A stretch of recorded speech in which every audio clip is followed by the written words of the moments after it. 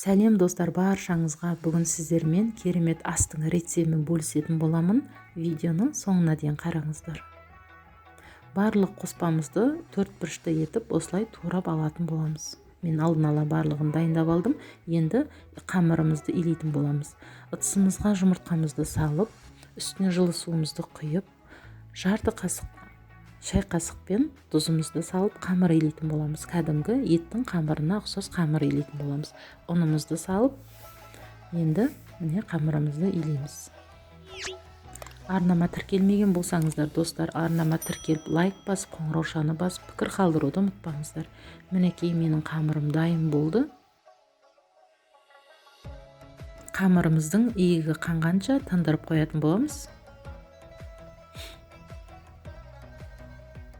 Енді қазанымызға майымызды құйып, жақсылап қыздырып аламыз. Үстіне етімізді салып, қуырып алатын боламыз.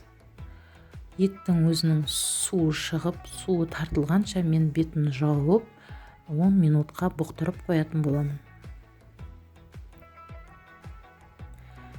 Мінекей енді достар, 10 минутымыз өтті. Етім әдемі болып қуырылып жатыр, қып-қызыл болып. Үстіне жуамды салып, жуамызды да етімізбен бірге жақсылап жұмсарғанша жуамыз қуырып алатын боламыз.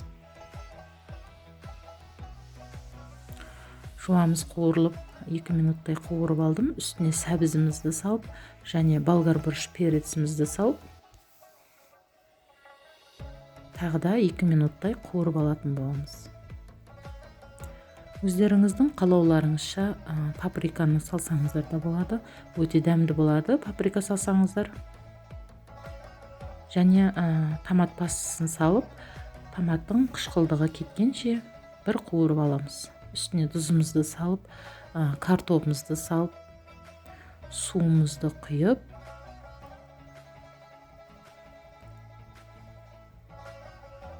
менің суым кішкене аздау болды. Мен тағы да үстіне су құйдым.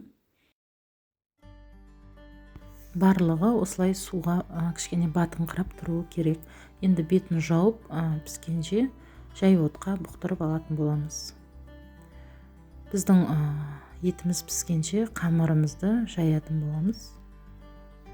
Кәдімгі еттің қамырындай жұқа етіп жайып аламыз.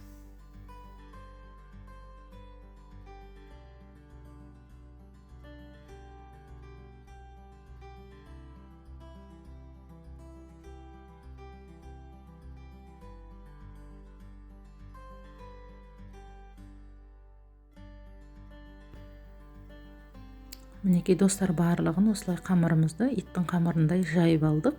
Жұқа осындай болады.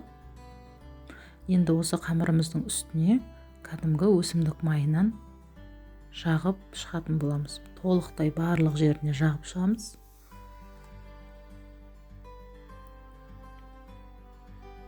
Қолыңызбен немесе осындай щеткамен жағып алсаңыздар болады.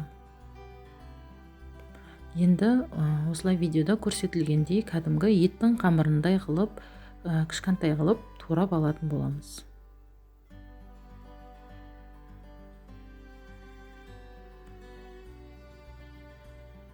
Осылай 4 бұрышты етіп барлығын кесіп алатын боламыз.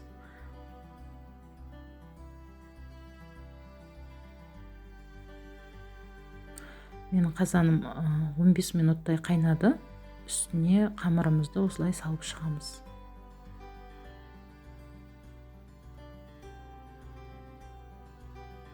Өте дәмді тамақтардың бірі.